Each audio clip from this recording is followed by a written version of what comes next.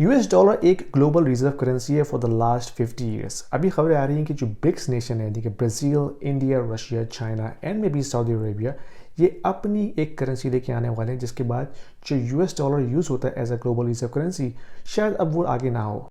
अगर आप headlines follow करें न्यूज़ की तो आपको ऐसा लगेगा शायद ऐसा ही होने वाला है, लेकिन अगर आप अंडर द हुड देख के इन्वेस्टिगेशंस करें तो आपको पता चलता है कि जो सिचुएशन है वो काफ़ी कॉम्प्लेक्स है। ये chart bank of international settlement यानी कि BIS की वेबसाइट पर रखा हुआ है और इस डॉक्यूमेंट के मुताबिक ये शो कर रहा है कि डेली फॉरेक्स ट्रांजैक्शंस का वॉल्यूम बाय करेंसी टाइप। और आप देख सकते हैं कि यूएस डॉलर की जो वॉल्यूम है compare to other currencies is around 88%। 88% of the forex transactions happen in the world are denominated in US dollar। और इस लिस्ट के मुताबिक जो चाइनीज़ युआन है वो कोई 90 नंबर पे है और उसका जो परसेंटेज है in terms of global daily forex transaction is merely 4.3%। ये एक और बहुत इंपॉर्टेंट चार्ट है जिसको अगर आप समझ लें तो आपको ये पता चल जाएगा कि जो दुनिया में करेंसी या गेम होता है ये कैसे खेला जाता है। ये चार्ट शो कर रहा है पूरी दुनिया का जो टोटल डेट इशू हुआ है अब तक इन डिफरेंट करेंसीज, और जो ब्लू लाइन आपको शो कर रही है वो है debt issued in US dollar, यानी कि debt denominated in US dollar.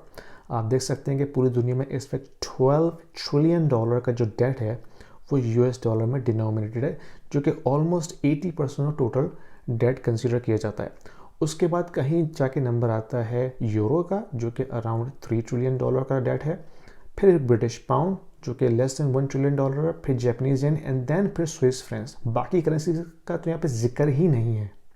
तो इस डाटा को देख के आपको क्या लगता है कि रशिया और जो दूसरी ब्रिक्स नेशन है इंक्लूडिंग चाइना वो अपनी एक रिजर्व करेंसी लेके आ जाएंगी और वो within a months US dollar को जो है वो रिप्लेस कर देंगी as a global reserve currency? That is not going to happen any time soon guys, because ये जो पहाड़ है ना डेट का और ये जो वॉल्यूम ऑफ करेंसी ट्रेडिंग है ये 80% US डॉलर में होती है। और जो डेट मैंने आपको दिखाया that is not issued by US government, that is a debt issued by independent banks in the euro dollar system.